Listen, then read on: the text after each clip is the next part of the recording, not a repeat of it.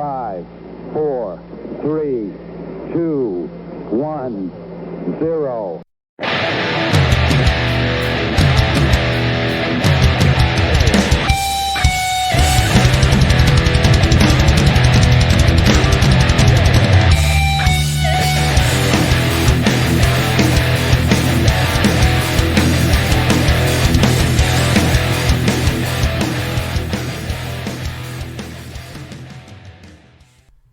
And with that, welcome to your Media Mosh Podcast. I am your host, Shane Beauregard, coming at you with all your news, reviews, and previews. I want to watch on your submissive versus your television, and if you still have one, folks, your local theater. I hope everyone's doing well out there. This sucks. I apologize. GarageBand. Let me just vent to you just for 1 minute. I have been busy, a little busier than normal. All that to say is I took the time yesterday. I laid down, honestly, between me and you, probably my best podcast ever. Like, my best ever. But you know what? You'll never get to hear it. Because when I have to go edit the doggone episode, GarageBand was, I don't know what was going on with it, but it was acting crazy. The sound was terrible. And yes, sometimes I do put out garbage, but I couldn't put that out to everyone. So now I have to start from ground zero once again. So I guess I'm going to try to keep it extra tight. And again, apologies because, man, you guys missed a great episode. I do say so myself. Thanks again for Mr. Arg and myself, Chris Rodell, joined me last week and we broke down Boss Level, such an epic, fun movie over on Hulu. So if you haven't checked that out, go check that out right now. And coming off of that high, man, did I get hit. I got hit a lot with these movies I watched this week. So before I get into any of that stuff, just a little bit of news, which really isn't a whole lot. But I noticed Punky Brewster, the revival, is going on Peacock right now. And she apparently came out and said that she was deflowered by Charlie Sheen. My first thought was, oh, good for him. But he came out, and normally people trash him, right, for all the womanizing he's done.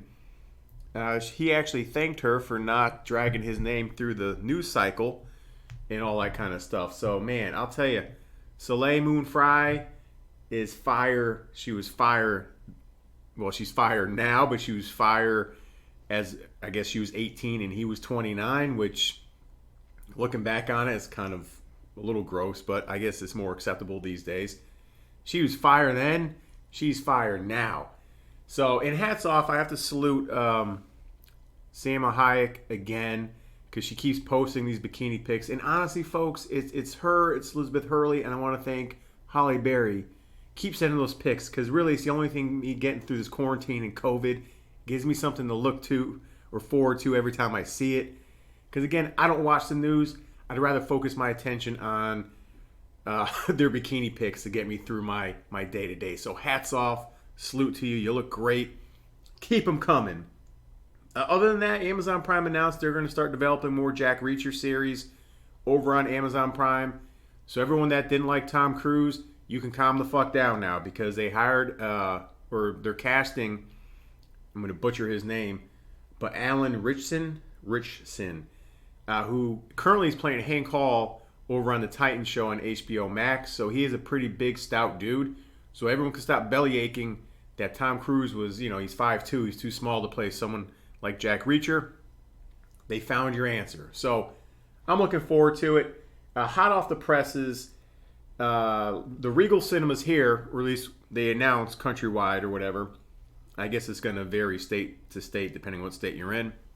They announced April 2nd they're going to start reopening theaters.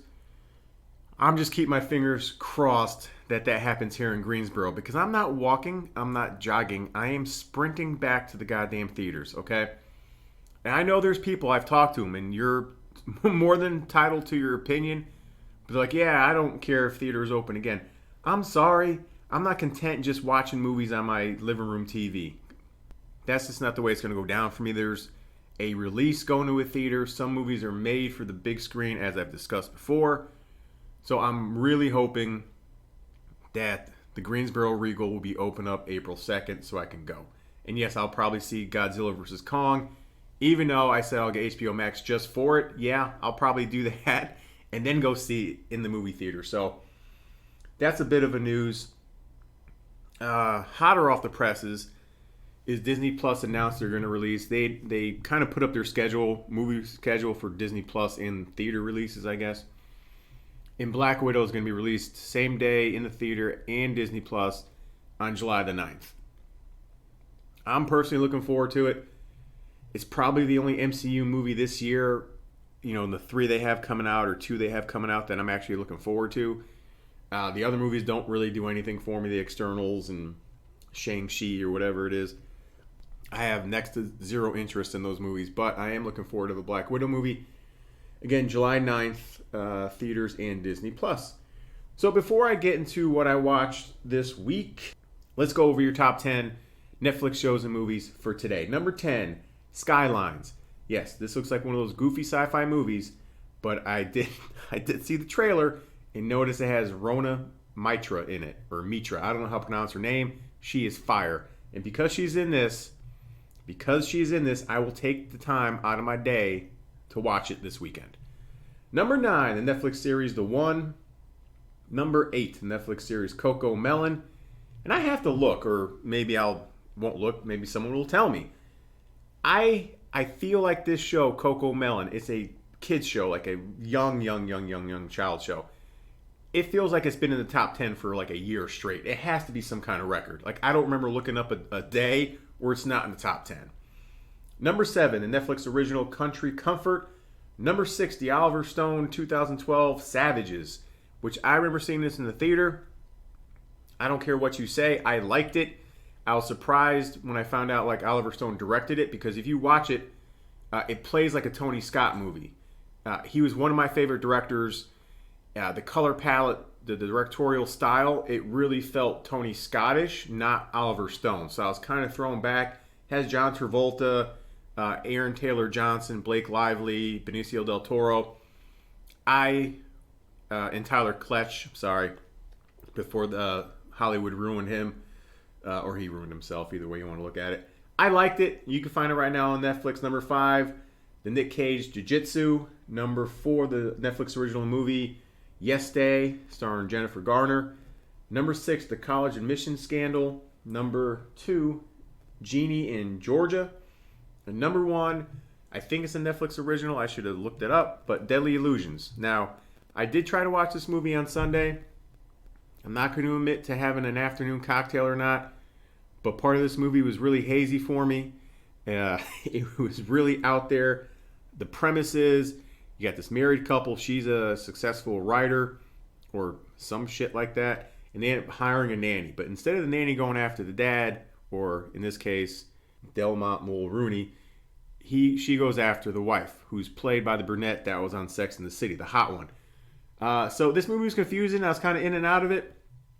I don't care to go back to watch it again, but there is a topless scene in here, so I was kind of surprised by that. So if you're into that kind of movie, I guess proceed, but that is number 1 right now. So before I get off into the Falcon and before I dive into the Falcon and Winter Soldier, I did check out the Nate Bargatze special. I think it's The Average American Male or The Average American Person. I found it very entertaining. I found it to be a better set than his first one, which is The Tennessee Kid, which you can find on Netflix. It was a great way to just have nice relief on a Friday night and just laugh it out. So if you're a stand-up fan, if you're a fan, looking for something funny to watch, check out Nate Bargatze's new special on Netflix right now. Again, I think it's called The Average American Person. All right, so let's get into the Falcon and the Winter Soldier, or Winter Soldier, however you want to freaking pronounce it. Sitting at 93% critic score with a 78% audience score. This picks up like 6 months after Endgame, so 6 months after the blip, and people adjusting to it, how the world is now, like what used to be our allies are not allies anymore, so the world is really in dysfunction. The government wants to try to find a new hero to stand behind. The Falcon, or Sam Wilson, ends up giving the shield over to the government so they can put it in a museum, and he's trying to carry on with his family life. Then you have Bucky Barnes, who's really suffering from PTSD, and is hanging on to the guilt from being the Winter Soldier all those years, which is normal. So it throws you in with an action scene off the bat. A little of that was a little ridiculous, but that's fine. Then they hit you like the emotion of both these guys kind of going their own way. We get introduced to Sam Wilson's family, or what he has as family, and then we get what Bucky Barnes is going through. In the meantime, there's a new anti-terrorist cell called the Flag Smashers, causing all kinds of trouble. So you get a nice action end piece as well. You get a nice scene with Don Cheadle when he's discussing Captain America with Sam Wilson and where we are in the world right now. So I really like the balance of the action and emotion in this series. I really like Anthony Mackie. Like, he was always good as Falcon, but it seems like he's really stepping into his own. And I like Sebastian Stan. Like, it's fine, but I kind of laugh because he does look slimmed down to me. Because he was a little bulkier when he was the Winter Soldier in the movies. But he is definitely on the thinner side now, which is fine. But they haven't come together yet, so the first episode kind of shows you what both men are going through, trying to survive in this day-to-day after the blip. So I was all on board. Again, it's a vastly different show than WandaVision. It took me several episodes to get involved in that. This one grabs you in off the bat. I like it. I'm hooked. Then I won't ruin it for you. That's all I'll talk about it. So if you're a little behind, go check that out on Disney Plus right now. I am hoping, because I keep seeing commercials for it. Yes, I watch Hulu Live, so yeah, I get commercials once in a while. I know. They keep packaging the show as like 6 episodes. I hope they're wrong. I hope it's like 8. But anyway, that's the only thing. I hope it's 8 or something. It can't be 6 because WandaVision was like 9 or 10. Anyway, go check it out. Great stuff. Now let's get into the 3-pack of movies I watched. The first movie we'll get into is Sentinel, or Sentinel, whatever. Netflix original movie. I saw the trailer for this like a couple weeks ago, and it looked action-packed, and it looked really good. So, this movie's about, let me read you the description here. Transferred home after a traumatizing combat mission, a trained French soldier, which is kind of an oxymoron, uses her lethal skills to hunt down the man who hurt her sister. Boom. Basic plot line. We are not breaking new ground here. You should be off and running with that plot right there. Boom. And it has an 80-minute runtime. It is super short. You have never seen her before, but Olga Kurylenko stars in this vehicle. And the main problem I have with this movie, I'll get into it, is it is awfully, awfully boring. It's sitting at 63% critic score with a 19% audience score. With an 80-minute runtime, you should have your foot on the gas from the word go. So the opening scene is what happens with her mission when she's overseas. Mission goes wrong. They do send her home to her, and she's close with her family, but she's hooked on Oxycontin. She has all these PTSD issues, and her sister's at a club. They kind of go in their own ways in the club. Like Olga there hooks up with a female lady, and that's a real nice scene. Real nice scene. I don't have to paint the picture for you, but in the meantime, her sister's drug off by these Russian mob enforcers, and she gets raped and sent to the hospital. So her sister is left trying to piece together what happened to her and track down the guy who did it to her. That takes forever. So you don't get your first action scene until about 45 minutes in. And the problem I had is the action wasn't believable. Now, I'm on record for saying one of the most sexist things ever, and I stand by it. There's not a 130-pound female walking this planet or any other planet in the solar system that's going to give me a problem. I don't care how well you're trained, you come down this lane, you're getting shut down. And as opposed to someone like Charlize Theron in Atomic Blonde, or I hate to even bring up her name, Gina Carano, but let's face facts here. Gina Carano walks around at about 170, 175. She's not 130, but you get my drift. Charlize Theron with Atomic Blonde, she's on the thinner side. Those action scenes were credible. I mean, the way she put all her effort into every punch, every time she threw her weight around, along with the choreographed fight scenes, awesome. She might cause me a little bit of a problem for a little bit. Transpose that to Olga Kurylenko here, which, hey, God bless her, she just doesn't pull it off. It just doesn't come off as believable. There's 2 situations where this movie should have ended about, again, 45 minutes in. But it doesn't. She survives. And the plot just kind of plods along. It's just no action, which is a major crime. I was so disappointed in this movie. Again, with a simple premise, and it let me down. So I agree with the not the critic, sorry. I agree with the audience. I'm going to give it 1.5 out of 5 for me. I think I gave it a 2 originally on Letterboxd, but I'm going to retract that and give it a 1.5. And That .5 is basically for that nice sex scene you get towards the beginning of this movie. Yes, I'm that guy. So I expected a little better. So if you see this on your radar and you watch a trailer and you're thinking it's going to be all action-packed, no. Just I had to get up and walk out like 3 different times to kind of collect my thoughts. So, which brings me to my second movie. And this is probably the biggest letdown I've had all week. Because coming off of Boss Level, I was all jacked up. And I was like, oh, Jiu Jitsu's coming out Friday. All kinds of excited about it. And what another letdown. And again, this one stars Nicolas Cage, and he's fine. Stars Tony Jaa, Ricky June, Frank Grillo, and is led by Alan Musai, who I've seen once. He was in the the newest Kickboxer movie that came out with Jean-Claude Van Damme, where he's the coach and Dave Bautista plays the big heavy. Other than that, he's done a lot of stunt work, body double work for action stars, and that's where he kind of should be. Not to say I can get in front of a camera, but he does not belong in front of camera. He belongs in the backgrounds like he was. But anyway, pretty good cast.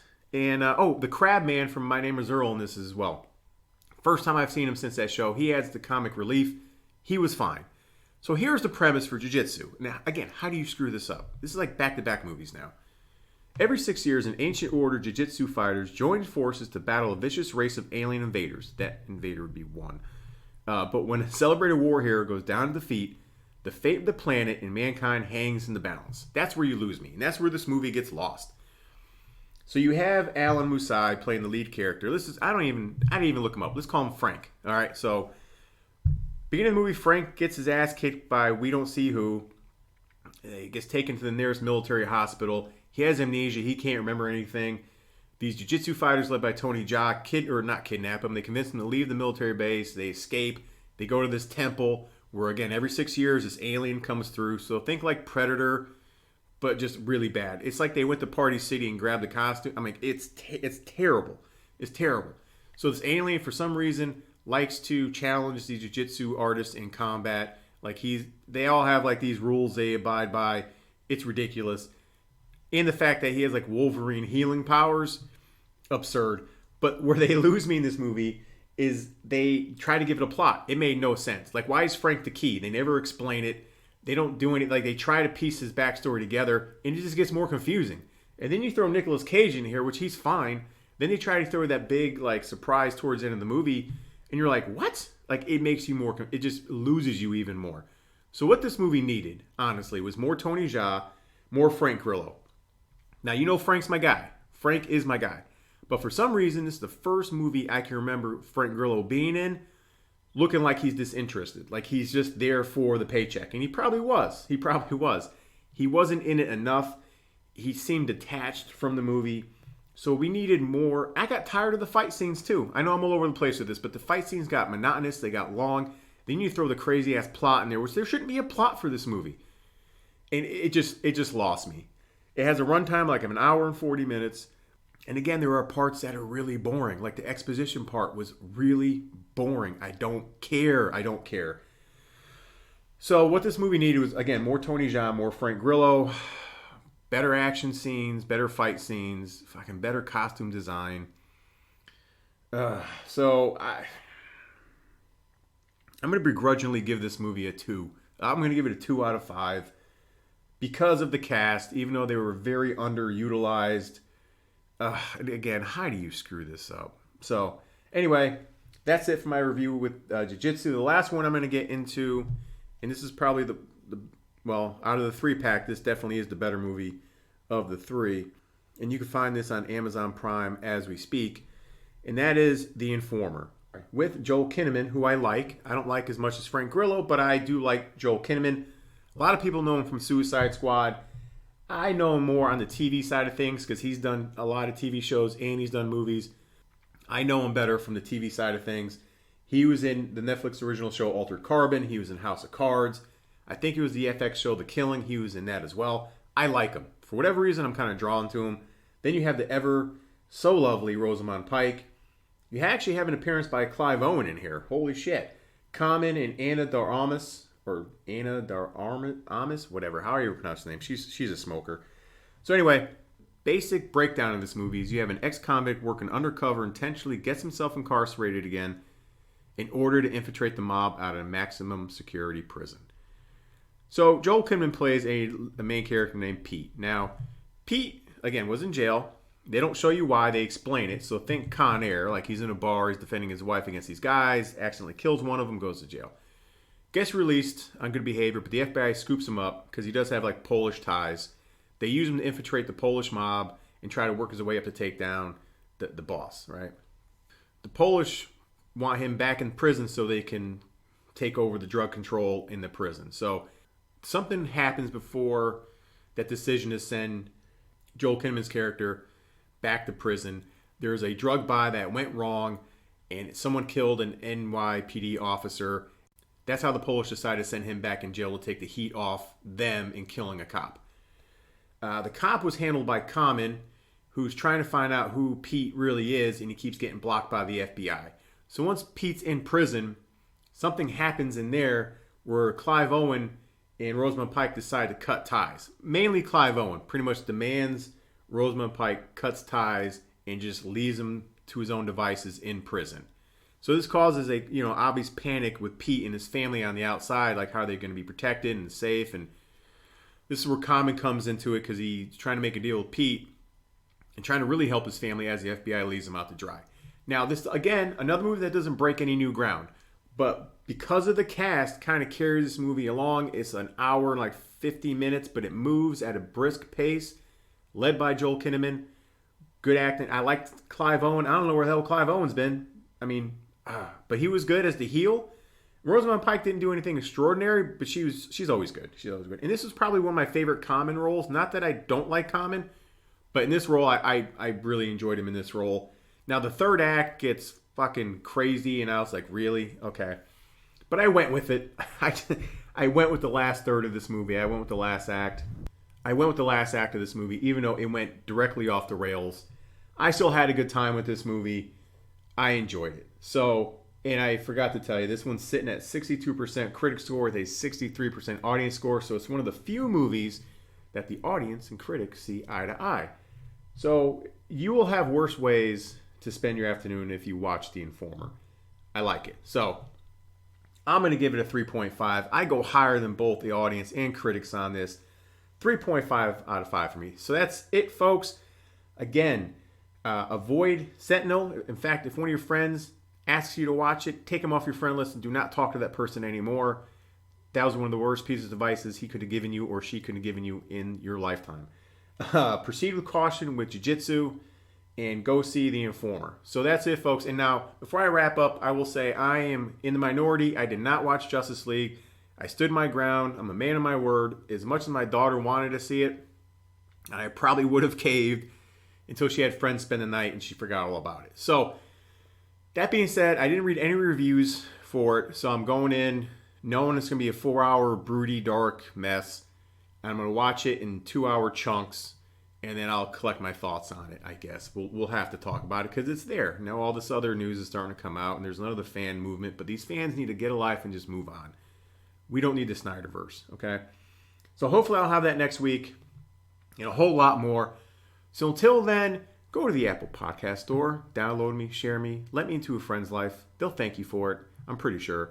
And go check me on the Facebook Media Mosh and the Twitterverse at Shane Media Mosh. And then circle the wagons and go check out Mr. Argue Myself, Chris Rodell, on the Instagrams, the Facebooks, and the Twitterverse. 3 different platforms for 3 different types of content. Until then, get caught up. Get caught up in the mosh.